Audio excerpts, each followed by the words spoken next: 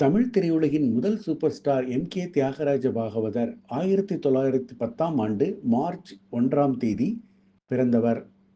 இன்று அவருக்கு 115வது பிறந்த நாள்.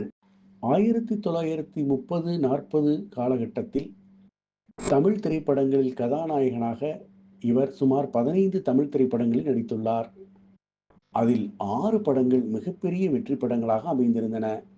அதிலும் குறிப்பாக 1944இல் வெளியிடப்பட்ட ஹரிதாஸ் என்னும் திரைப்படத்தில் இவர் கதாநாயகனாக நடித்திருந்தார்.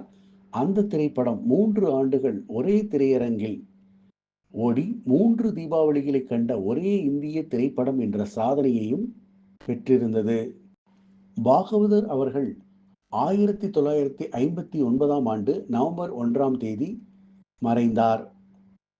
இவருடைய நினைவிடம் திருச்சி செந்தண்ணீர்புரத்தில் அமைந்துள்ளது. பாகவதர் அவர்களுக்கு அஞ்சலி செலுத்தும் வகையில் மாண்புமிகு தமிழக முதல்வர் திரு மு.க. ஸ்டாலின் அவர்கள் திருச்சியில் பாகவதர் அவர்களுக்கு மணிமண்டபம் ஒன்றினை அமைத்துள்ளார். காலத்தை வென்ற பாகவதரின் பாடல்களும் படங்களும் என்றென்றைக்கும் தமிழ் சினிமா ரசிகர்களின் மனதில் நிழலாடிக் கொண்டே இருக்கும்.